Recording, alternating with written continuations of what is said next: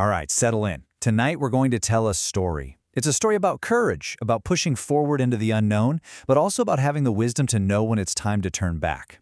It's a kind of bedtime story about a really clever way to solve puzzles called depth-first search. So let's get into it. But before we begin, let me ask you something. Just imagine it. You're standing at the entrance of this huge, twisting maze. The walls are towering over you, paths are splitting off in every direction. What's your move? How would you make sure you checked out every single path without just, walking in circles forever? Really think about it, because your gut instinct is probably a lot closer than you think to a super powerful algorithm that's used every single day. So our story takes place in the kingdom of code. And in this kingdom, there's a labyrinth, a maze, so tricky and mysterious that they say a huge treasure is hidden deep inside. It kind of reminds me of that old Greek myth, with Theseus and the Minotaur, where a simple trick was the only way to solve an impossible problem. And of course, every story needs a hero. Ours is this brave explorer, and their mission is not just to grab the treasure and run. Nope. Their quest is to map out the entire maze. They need a system, a foolproof plan that guarantees they'll visit every single corner, every dead end, every path. But luckily for us, our explorer has a secret weapon. It's not a sword, it's not a shield, it's a simple magic spell. A single, powerful rule that can conquer any maze. I don't care how complicated it is. And that rule, well, that's the heart of our story. The spell is called Depth-First Search, and it sounds almost ridiculously simple. Here it is. Go down one path until you can't go any further. If you hit a wall, turn back. That's it. That's the whole spell. Sounds like common sense, right? But the real magic is in how you follow that rule. Okay, so this spell really has two main parts. The first one, Explore Deeper, is what we in the programming world call recursion. It just means you keep doing the same thing over and over. And the second part, Turn Back, is called backtracking. And let me tell you, that second part is the absolute key to not getting lost forever. Let's see how they work together. All right, so let's follow our explorer and watch this spell in action. We're going to start with the first part of the rule. Always, always pick a path and explore deeper. Here we go. Our explorer is at the entrance. They look at the paths in front of them, and they just pick one. And as they walk, they leave this trail of glowing footprints behind them. Now, this is super important. It's how they'll remember where they've already been. Programmers would call this marking as visited. So, they get to a fork in the road. What do? They just follow the rule.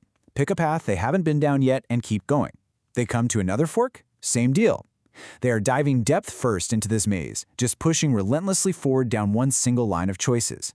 This is recursion right here. Just apply the same rule again and again to go deeper.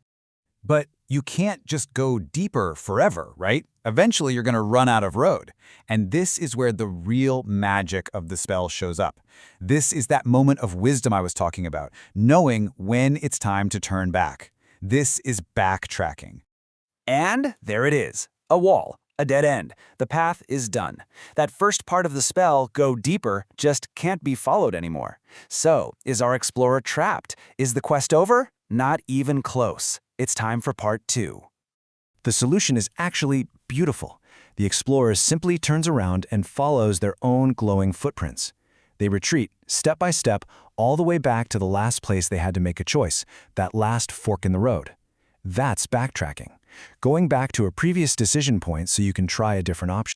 So now they're back at that crossroads. The explorer looks around, sees a path they haven't taken yet, and boom, the spell starts all over again.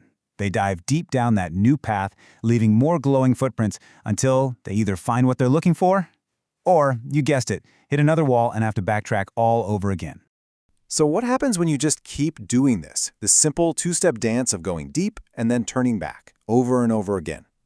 Well, what you get is a totally foolproof way to explore the entire maze.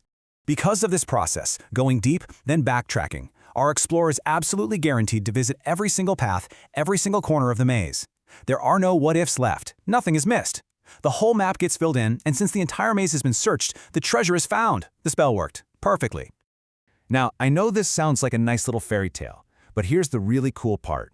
Our explorer's magic spell is actually one of the most important, fundamental algorithms in all of computer science. It's used to solve really complex, real-world problems all around us every day. I mean, just think about it. This is the logic your GPS uses to find a route from your house to somewhere new. It's how search engines like Google send out web crawlers to explore the gigantic interconnected maze that is the internet.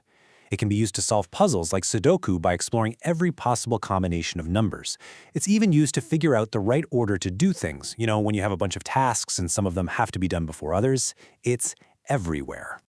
So let's end our story right back where we started, with a question for you. This simple, powerful little algorithm teaches us a pretty profound lesson, doesn't it?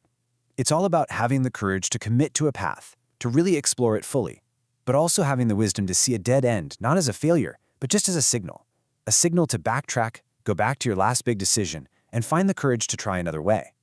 So what problems in your life could be solved with a little bit of depth-first search?